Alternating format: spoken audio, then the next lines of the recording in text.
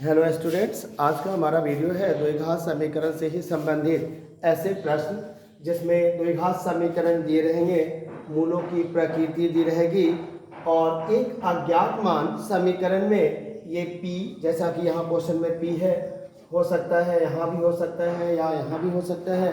तो ऐसे प्रश्नों को सॉल्व करने के लिए हम मूलों की प्रकृति को याद रखेंगे। अब हम इस प्रश्न को कैसे सॉल्व करें, तो इसके लिए सबसे पहले हम इन प्रश्न को नोट करेंगे। जो हमारे पास समीकरण दिए गए हैं वो 2x² plus 3x plus p equal to 0। अब हेयर यहाँ नोट करेंगे हम लोग। a का वैल्यू 2 है, b का वैल्यू 3 है और c का वैल्यू p है।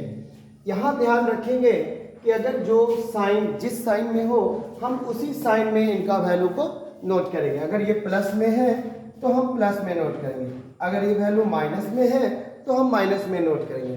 अब हम देखेंगे कि हमारा जो यहाँ कंडीशन है वो है मूल वास्तविक है।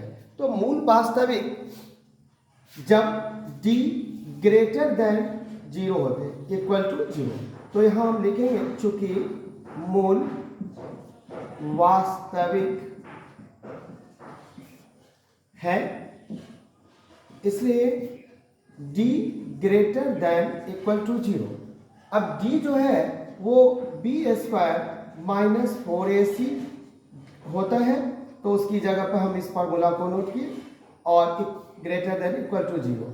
अब b का वैल्यू 3 है तो हम यहाँ 3 का वैल्यू पुट करते हैं और 4a का वैल्यू हमारे पास 2 है तो हमने 2 नोट किया, c का वैल्यू p है तो हमने p नोट किया। अब ग्रेटर देन इक्वल टू 0 लिखेंगे।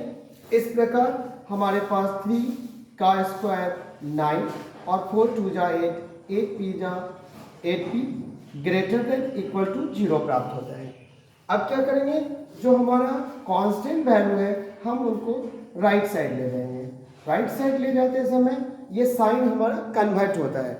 साइन अगर ये प्लस में है तो यहाँ माइनस में होगा, अगर ये माइनस में रहता तो प्लस में जाता, इनटू में रहता तो डिवाइड में जाता। अब इस प्रकार माइनस से माइनस को हम कैंसिल कर देते हैं और ये p जो है इस p को रखकर हम 8 को ट्रांसफर करेंगे लेफ्ट ये राइट साइड में। तो जब राइट साइड में ले जाएंगे तो ये साइन हमारा कन्वर्ट होकर के लेस देन में हो जाएगा और 9/8 प्राप्त होगा। इस प्रकार यहाँ दो वैल्यू प्राप्त होते हैं। p का वैल्यू एक 9/8 से लेस देन होगा और एक 9/8 के इक्वल होगा।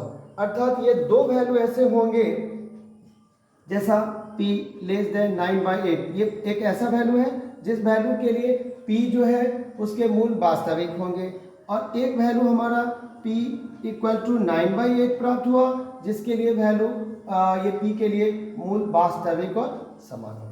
तो ये दो वैल्यू ऐसे हैं जिन पर मूल वास्तविक और समान होंगे। इस प्रकार आंसर हमारा ये हो गया।